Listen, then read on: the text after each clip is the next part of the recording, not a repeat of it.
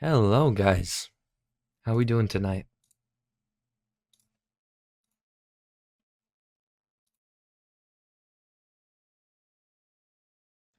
Good, good. What's up, Joe? Not very crowded tonight. We're chilling. Nice to see a new face here. What's up, Maverick? I do not believe I've seen you before in any of the live calls, so welcome. I'm glad you could make it.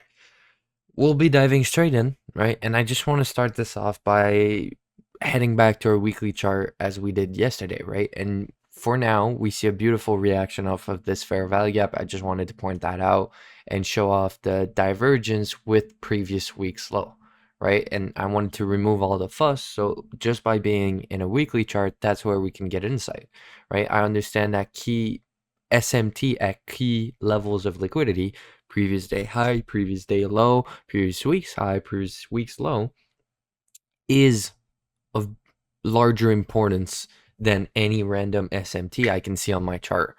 So just wanted to point that out. Beautiful. We went a tick away from the CE of this previous wick on ES, indicating a lot of strength for the future development of this week. And for for Nasdaq, sorry, we retraced into our weekly fair value gap. So beautiful PA. If we go ahead to our daily chart, we'll see that based on our first day of the week, right, we expanded lower. And most importantly on Nasdaq, while on ES, we still retraced into our premium array at this point in time. Now, are we going to stop at this inverted fair value gap? Maybe. Here's the thing, right? I'm still on that. Just I do want to give this insight because Victor did ask me in chat, so I want to start off by talking about tomorrow. I'm still seeing a possible continuation here, but definitely we'll look at how we interact with this specific bearish fair value gap, which is also a balanced price range. So I do want to see how we interact to this level.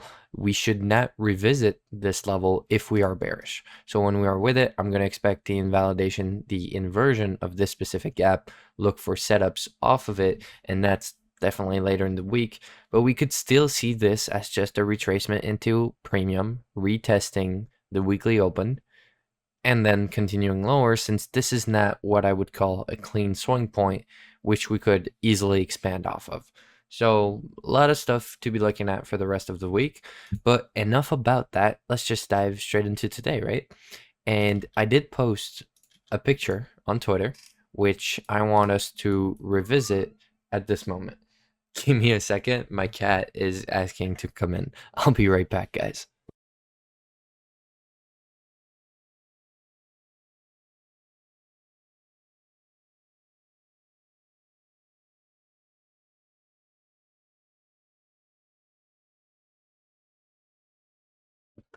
Sorry about that, guys. I am here. So, looking at this beautiful day, and I am gonna have.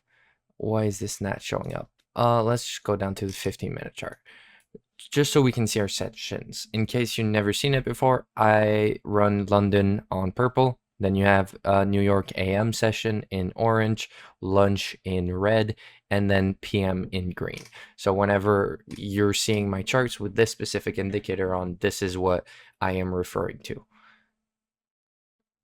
I think it was last week where I brought to you guys the understanding, right? Mostly for the beginners, but just in general, of what makes me consider something a possible high slash low of day, right? And that's where today's PA review has to start, because at New York Open, you should have known that it was going up. And I want to walk you guys through that logic so that you can gain a better understanding, and that for the future, you'll know and be able to spot these things. So more specifically, whenever I'm anticipating something to be low of day, and I'm talking right now pre-market analysis, I am just about to just before New York Open, just about to trade. Whenever some things recreate a lot of the times the same specific movement, I start expecting those things to be a high probability. And I do have exact numbers, but only for a few months, so I don't want to talk about exact numbers. But on trending days, when there is a low formed, so current low of day or current high of day, formed during London with SMT. And when I'm talking about SMT, I'm talking about intraday and interweek, which means 15-minute chart, hourly chart, right? We are comparing hourly swing points at this specific moment.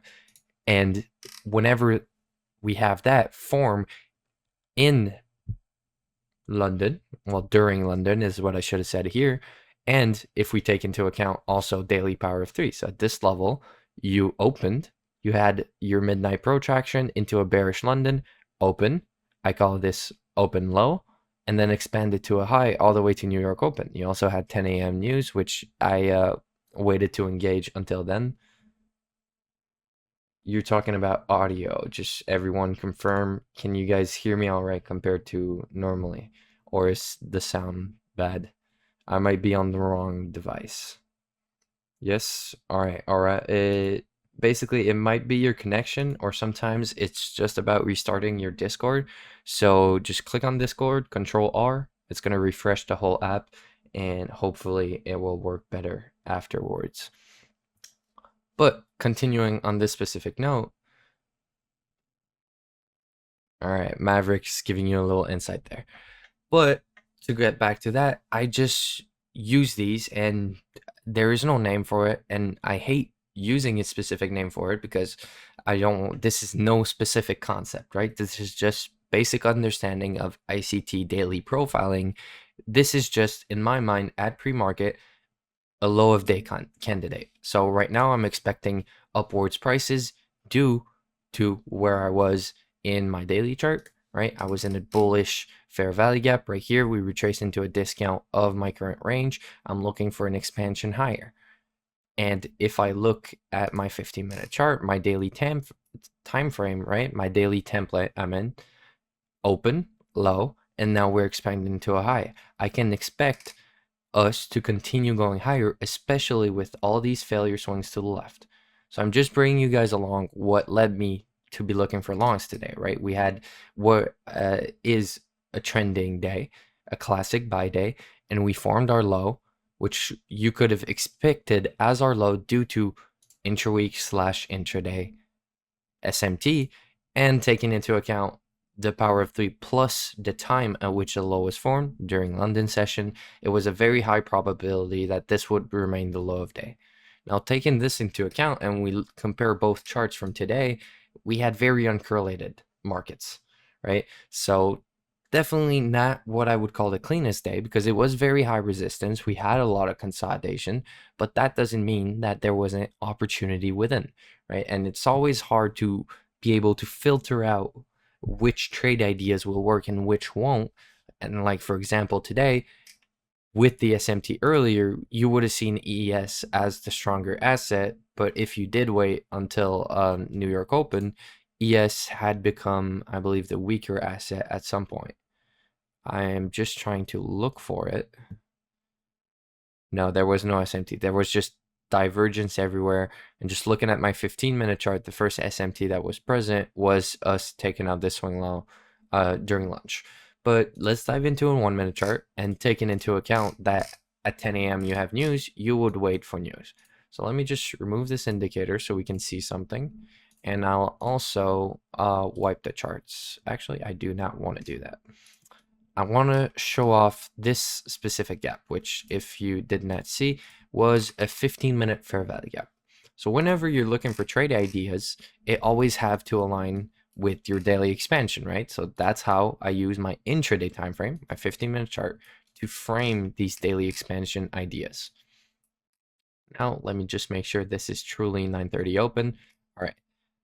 Always use 9:30 open to try and frame your Judah swing. And if you look right here, you'll see we did a Judah swing and later formed SMT. So I am going to remove this for now and just show you guys we formed SMT between the 9:38 swing and all the way to the 9:58 swings. And if we look at ES, the low was formed at 9:58. This is your 9:38 swing. So we had a lot of divergence at the open, and I believe we also had SMT on the highs, if I'm not mistaken. Yes, right here in between. So definitely, again, not the cleanest market. a lot of high resistance, but you would have been waiting for 10 a.m. if you are following my specific rules. And yes, I did explain yesterday that, well, basically when to expect your 10 a.m. news to act as expansion, meaning when can you enter beforehand. And if you were looking for setup beforehand, you had a beautiful unicorn right here. First possible entry, and you did have to allow for your stop, basically allow a little breathing room in your stop. If you went break even right away after we took out this swing, you would have gone and stopped. I don't go break even after 26.5 handles, but if we just look quickly, you would have had fair value gap, and inverted fair value gap. So quite a wide stop here, definitely, but still, if you look at the result of the day, very much worth it. And just this AM session, you could win up at a maximum of 5R. So there's a reason why I'm going quickly through this specific setup, because I don't want to spend a lot of time looking at this. Because for the general public, right, the general people, they're going to be very conservative and they're not going to look to trade before news. And I do it because I'm on prop firm accounts. On my own personal account, where there is always a risk to get liquidated, I am not going to risk my entire account based on one trade idea where I want to enter before news. But if you look right here, you'll see that with this news, which we anticipated the expansion, so you were not looking for manipulation at this level, and especially if you waited for 10, you would have had that confirmation of the SMT with this final swing point, having SMT between these two last swing points. And since there is SMT at this level, this specific candle is your breaker block. This is your first one. And again, if you did not notice that, funny here, but you have swing low into a swing high, into a manipulation. So low, high, lower, low, and then breaking the swing high right here formed another breaker block. I just like to use the first one, and the one I utilized today was this specific one.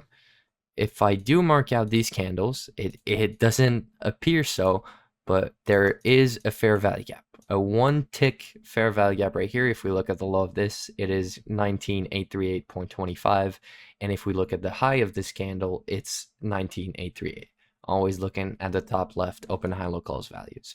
So definitely a very, very tight fair value gap, but a fair value gap nonetheless. And if we look at the PD arrays, as I told you guys last week, when there's SMT present, I do utilize that as a PD array. So you have your fair value gap right here, order block at this level, and then the SMT at this low. So instead of placing my stop here, allowing for it to retrace also into that candle, I understand that it already took it out on the other asset, so it shouldn't take it out on this one. So my stop right here at 13.5 handles, leaving for very tight stop loss. I like to utilize the New York Open, as I said, to frame a Judas swing. And if you look right here, just look at the interaction, right? See it as a level to mitigate. And opened, then we went lower, forming your Judas swing, then expanding back higher, confirming this as a Judas swing for a trade idea. Expansion, then we consolidate up until 10 a.m. news, expansion, retracement, and then expansion. So just framing all of that, you had a bunch of very good basically confluences for this specific trade. And yes, if we do look at the result on ES, it is disgusting, right? But even if you took that specific entry on ES, which I do want to point out, there was no entry up until very much later. So I would not have even taken that, because I would have noticed the entry on NASDAQ and seen that, but it would have definitely resulted in a loss, I believe.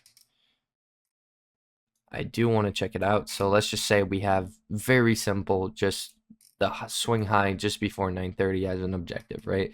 Your stop would be at the low of this candle, so you could have held all the way through it. But let's just say this is not the most stress-free type of setup, right? And if you considered the SMT right at the open, you would have noticed that NASDAQ is currently the stronger asset, unwilling to break this low while ES is, meaning if you want to look for a long, you would prioritize trading long on NASDAQ. Now, the reason why I pointed out this specific 15-minute fair value gap is because whenever you are going to go through different market phases, so as we all know, there is consolidation, there is expansion, there is reversal, and there is retracement. Whenever you go into an expansion and then your objective has not yet been met, but you start going into a retracement, so a full range retracement, you are going to refer to your 50-minute chart. That is my intraday time frame. That is what I utilize. That's simple. And you could look at your most recent expansion range, which would be from this swing point. But if you did utilize this, it never returned into a discount. So you did have to notice that, hey, I want to use my 10 a.m. candle, which formed this impulse price swing. What is an impulse price swing? The swing point before an aggressive move. So just look at it as the swing point that formed this move. So this is going to be the range I am going to refer to. And it's also our most recent dealing range at this very specific level. So definitely referring to this, noticing that we retraced into a discount. Now, while you are in this trade and you see all of this happening, there is not much to do. But if we go look and find our objectives, right? Because anytime we take a Rise model entry, there are two objectives. Well, oftentimes three, because you'd leave a runaround. But you have your final objective, which is your drawn liquidity, which for me in this specific case, as I told you guys during the outlook, this would be framed as original consolidation if I see SMT at the lows forming, right? This is all stuff we talked about yesterday. There is nothing new. If you want to see it, the video is on YouTube at the moment, and you can find it in the YouTube channel. But whenever I see an original consolidation, right, which just means a large consolidation that I want to have as my objective, I'm going to look for equal levels. So equal highs, equal lows, because I understand that that will be the main objective that we will spool very aggressively, that will be low resistance towards before going higher. So that was my drawn liquidity for this specific day. But anytime I see 15-minute liquidity, especially in the form of continuous failure swings, I understand that we might retrace after taking out these specific levels before going to more solo liquidity, if I can say it like that. So I do regard this as more important liquidity, because if you notice, there is consolidation within this, a lot of back and forth with long wicks. So I do understand that this is one of the stage that was utilized to later bring us to our smart money reversal right here. If you don't see it, I am currently drawing a market maker model. It is in your face, and right now what I'm seeing is that we are reaccumulating before going back into distribution up to these objectives tomorrow, or even possibly during London today. So that is for another time, but I did want to frame that because it was extremely beautiful. I'm looking at a 15-minute chart right now, if ever you're wondering. But if my objective is my equal highs, I am going to try and find a low-hanging fruit objective. Now, if I go to my higher time frame, you guys will notice that there's nothing clear about the higher time frame except this fair value gap. But at the point of your entry, you are already very near. So let's just go look. This is not the right one. So 867. Let's actually draw a blue line, two blue lines, so that we can go refer to that gap. And I'll also draw my premium array, right? So again, if I look at the latest expansion range, I won't use this swing point because it did not consolidate before. I'll use the impulse price swing all the way to now my lowest low. So this is the range I'm going to refer to. I disregard this discount fair value gap, which is what I wanted to show you guys, because it is in a discount of my range, and I am looking to long. Is this the same? Okay, yeah, it is the same. But I am looking to long here, right? Which means that I am going to be targeting the first premium array, so that if I am wrong and price was just retracing higher before continuing lower, I will still be able to take out money. So again, this is all stuff that is explained in my model video. So I see it a few new people here and there. So just whenever you don't understand this, I will refer you to my YouTube channel and go look at that video, so I don't just start repeating the same stuff on every price action review.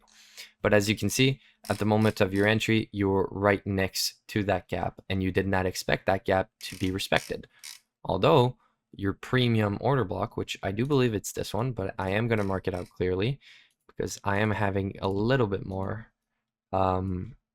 makeup on my charts, if I can say it like that. So right here, I'll mark out my bearish 4-hour order block. This is how I like to mark them out. And if I refer to my 1 minute and understand that this is my objective right now for my higher time frame movement, you'll see that price action was extremely, extremely beautiful there. Now, am I going to start holding my trade all the way to 8.64R without taking profits along the way? There is absolutely no chance. So what will I use? Well, always use the highest probability targets, if I can say it like that. Objectives, that is the word I was looking for. So standard deviations. And one thing that was extremely beautiful today, I do want to refer to the low of day standard deviations in a 15-minute time frame, right? So intraday standard deviations. And I just put my template that doesn't show on the higher time frames. And if you see right here, before going for a deep retracement, so yes, we did have our retracement at right after that 10 a.m. news, but before going for a deep retracement, which we'll talk about in a second, we did head to our reversal zone right here. So 2 to 2.5 standard deviations where you'd expect price to reverse if it is to reverse. And also the highs I was pointing out a second ago right here. So I just want to point out basically what I utilized for the day. Is this what you would have seen? Maybe not. But this alignment with the higher objectives was extremely beautiful, and you understand that that 4-hour order block with that reversal range makes it that much better, right? So clearly we had very clear objectives if you're going long. And for myself, I do believe I took profit very early, especially through this consolidation, right? I just wanted to be out. I took profits along the way and then was just break even and holding this up until our 4-hour order block, which was my final objective. And I believe I had my final contract stopped at this low right here, because this is all low resistance liquidity. I was expecting it to just run through this. Very simple, straightforward, but a definitely beautiful, beautiful setup, beautiful trade, and of course, wonderful risk to reward on this specific trade. So yes, I did want to take this into account and point that out. Now, I did not look into, and well, I'm not going to look into the lunch macro trade. All right. Well, quickly, like we did the other one. So let me just clear this off very quickly.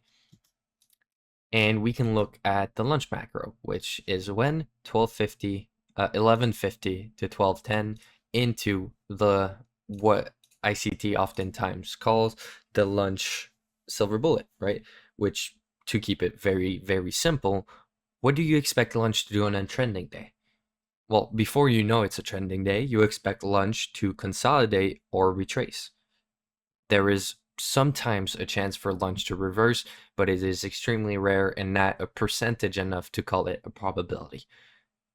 And as we've seen from the previous basically drawing, which I did not bring attention to, so I am going to mark it out, I utilize OTE to get a precise level at which I expected price to retrace. And if we look at any PD array within this range, we have one thing. We have our order block with our same fair value gap from this morning that we did trade back into and respected, but we have our order block. Sorry, I was forgetting the word. And if we draw out consequent encroachment, this is a specific level you wanted to see respected, and we did not even reach it. So looking at lunch, and more specifically, what kind of framework do we look into lunch? Well, based on our intraday draw on liquidity, we will refer to the lunch rate.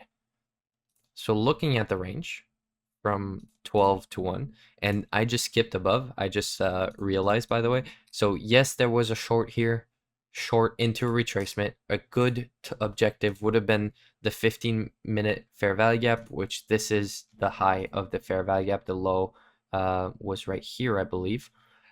This would have been a good objective, relative equal lows. Yes, sure, but I'm not going to talk into it because trading during lunch is not high probability when you are a beginner. When you do understand the logics of the markets and more specifically of daily profiling and what can lunch do for this specific day, you can do these things. I did trade that trade today. I'll send you guys the executions in general if you wish. But I do not recommend it for a beginner, never, so I'm going to skip over it because we already had a winning trade. Any basically conservative approach trader would be done for the day. After a 10-hour trade, you would be done for the day. But now let's keep going. So 15-minute order block, I will point it out. So that is where I expect my retracement of lunch to stop. Now for a lunch trade, you can refer to the 12 to 1 range whenever your objective is met. So if my objective is met during lunch already, I will not necessarily expect it to retrace back and form a lunch trade at 130, but it can. So whenever lunch is a retracement and our objective is met during lunch, meaning before 130, then you can anticipate that lunch will form a lunch trade basically based on the noon to 1 range instead of the noon to 130 range. And if we look, we have our high of lunch right here. I'll just mark it out as buy side, and I'll mark out the raid on the sell side liquidity, looking at the lowest low starting at 1. So we had a beautiful raid of this liquidity before invalidating an onside PD array. I will remove this OTE for now, but just remember that this order block is at OTE. So let's just mark out order block and discount at OTE. Why not? Let's use the long words, right? So that is your point of interest. That is your area where you would expect a continuation to the upside. Now, we invalidated bearish arrays, which can also be called a change in the state of delivery right here. So that is your first insight that, hey, this has a high chance of happening. Also, I believe you did have SMT at some point. I believe it was a 50-minute chart. Oh, yes, of course. How can I miss this? Because I removed the full drawing. So we had SMT at this level as well. But whenever I'm looking at highly uncorrelated markets, I usually don't like to refer to SMT. So yes, there was SMT, but ES had a very hard time falling to the upside, while NASDAQ had a very hard time dropping as well. So SMT was present. If you're looking at this model from a mechanical approach, you did have your SMT present. After invalidated this PD array, which gives you insight into, hey, it's ready to go up now, there's your change in the state of delivery, we form our breaker block. Now from this breaker block, the only entry that I see that is valuable, truly, well, I guess the most valuable entry would be this inverted fair value gap. But now you tell me, well, wait, Oliver, it wasn't yet a breaker block. This breaker block was formed when price traded above this black line right here, forming a market structure shift. Let me just do this very quickly. Forming a market structure shift. True. But you can also anticipate that breaker block to form, and that comes with experience and stuff. I did want to showcase it, but the true entry, looking at the Rise model, you would use this inverted fair value gap, which is a unicorn of our larger breaker. So looking at this specific range, you'll see that we also formed a breaker block at this level. I'll remove the other one very quickly. We did form a breaker block out here, and this inverted fair value gap, although it's not overlapping, is within my threshold of 3 handles away. It is 1.5, does look like 1.25, could be 1.5 though. 1.25 handles away. And yes, we can see it. It got invalidated, but I don't care. I'm not saying that these PD arrays will be respected. I'm just saying I'm utilizing this PD array for an entry. Now, if we look at the stop, you would have inverted fair value gap at this level. Also, fair value gap right here, another small one, and another fair value gap here, leaving your stop at the low of this specific candle. Decent stop, not abnormally large, not abnormally small, 20.75 handles, pretty average. Now, your objective would be lunch high. But within that lunch high, you also have to find a low-hanging fruit objective. We head over to the 5-minute chart, and I will remove my other objectives so they don't get in the way anymore. And we do look at that lunch rate. So my range did disappear. But if we see right here, premium and discount, we'll notice that your low-hanging fruit objective would be the sweep of this high into this fair value gap and order block. Why? Because it is the first premium liquidity, if I can say it like that. As inefficiencies are internal range liquidity, this is external range liquidity of a fractal range. Complicated way to say, it is never just going to retrace into a fair value gap that starts here without taking out this liquidity. So I'm going to have a more precise objective instead of it being the fair value gap, which is my first premium inefficiency.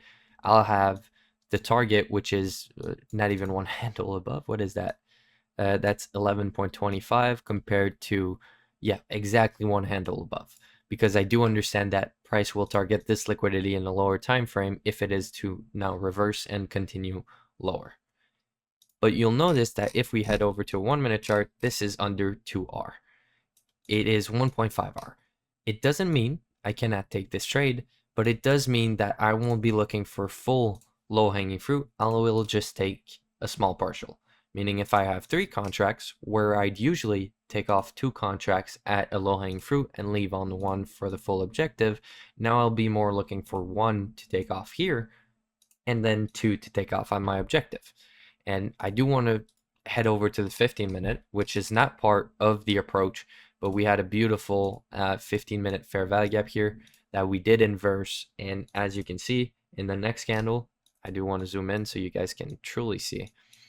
We closed above on the 130 15-minute candle and then retested it on the 145. If we look at that in the 1 minute chart, we had a beautiful re-entry possibility right after this 145 close right here, this 144 close above, and then retracement into.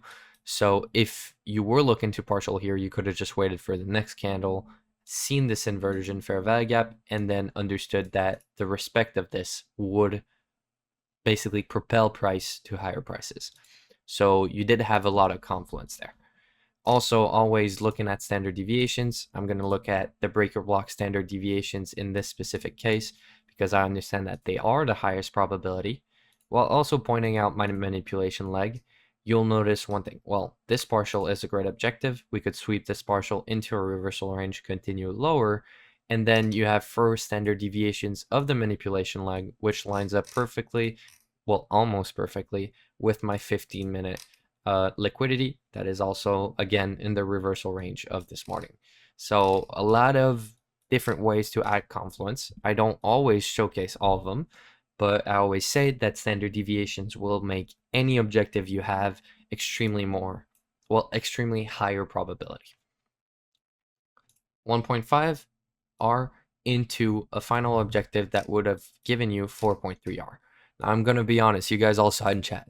I was holding here. I wanted those, what was it? 2.25 handles. I was waiting for them and I got stopped out because I had my stop right at this. So now, in my mind, if we did go through these low resistance swings, we were going to go all the way down here, and I wasn't ready to accept to lose an extra 10 handles on my trade, but I did end up missing out on, what is that, 40 handles. Still, my choice was made correctly. I am happy that I put my trade here, and for anyone that executed, again, perfectly mechanically, which this is what I expect from beginners, you would have taken a partial here, broken even after, and never came close to revisiting before your final objective, which got reached 330 about. So very nice price action indeed if you zoom out, right? If you zoom in and you look at this consolidation, you'll notice that you're not very happy. But if you were positioned right, this is not something that scares you because you already took profits along the way. You're up 5R. It would be crazy not to take at least a small part of it out. You only need, with a specific win rate, right? If we talk about 30% win rate, you only need 2R a trade. So if you're up 4R, cash out half your position, well, secure 2R, and then break even the rest and let it run, and see you would have made an extra, that's probably what, 100 something handles? Yeah, about 100 handles. So definitely a lot of opportunity even through this consolidation, which you have to trust your model, right? Some days are going to be higher resistance, especially as we said yesterday, after a large range day, we will expect a smaller range day, which we did not really have, which a 270 handle range, but it was higher resistance. So to be expected also with quite a large London. Do you guys have any questions about, more specifically, right, the two setup showcase? So the morning expansion long or the PM continuation. Not going to answer questions about the launch macro because, as I said, this is not something I would recommend a beginner to be trading. So it is not something I want to showcase in these price action reviews. I currently don't see anyone typing, so I'm guessing everything was all clear for today. All right. Awesome. Well, if there's anything, guys, as always, right, the recording will be on YouTube approximately around 10:30, 11 p.m. So if ever you guys want to rewatch it, it will always be available. It's my pleasure, guys. Love doing these. Thank you for coming in numbers. I really do appreciate it. Glad I could be of help today. You guys have a great day. We'll be trading tomorrow, by the way. I do want to point out we had an extra news that came out of nowhere. On Sunday it wasn't there, and then on Monday one of my students and friend pointed out that, oh, the news got added. So I will be trading tomorrow. The new home sales is a release of data, if I'm not mistaken. So I'll be very careful going into tomorrow, but I will be trading and we will be having a price action review if that new news does act as a news. So I'll give you guys update in general tomorrow. You guys have good luck trading, and we'll see each other tomorrow night.